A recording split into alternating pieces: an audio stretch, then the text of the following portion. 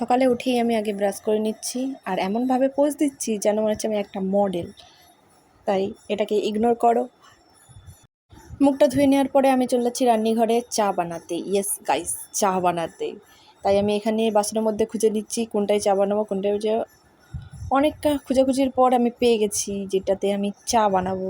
দেখে নাও, আমি এতে চা বানাবো, চা। তাই এটাকে আমি গ্যাসের উপরে দিয়ে দিলাম। এবার আমি গ্যাসটাকে জ্বেলে নেবো। ভুলে গেছিলাম সিলিন্ডারটা অন করতে। চলো সিলিন্ডারটা অন করে নিয়েছি, এবার গ্যাসটাকে অন করব। তো এলা আমার ফিউচার ব্রাইট। দিয়ে দিচ্ছি আমি পরিমাণ মতো জল, যতটা আমি চা বানাবো ততটা আমি জল দিয়ে দিলাম।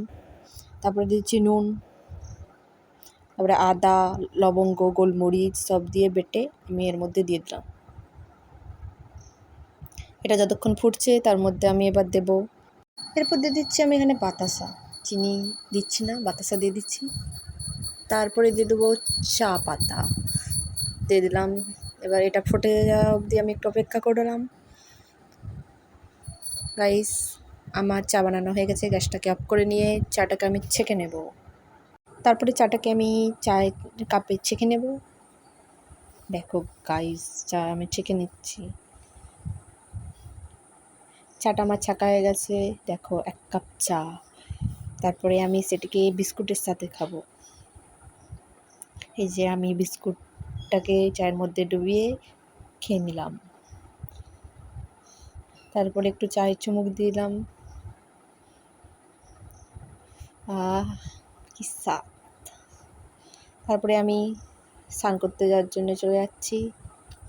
স্নান করে চলে এসেছি আমি, দেখে নিতে পারো।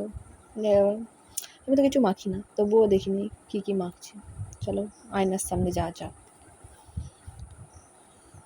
লাইটটাই জ্বেলে নিতে দেখো আমার মুখটা কত চকচক করছিল। তারপরে আমি মাথাটা হিঁচড়ে নিচ্ছি। তারপরে আমি মুখে একটু ক্রিমটা মেখে নিচ্ছি। ক্রিমটা মেখে নেওয়ার পর একটা টিপ পরে নিলাম। দেখে নাও, টিপটা বোঝা যাচ্ছিল না, এখন দেখে নাও।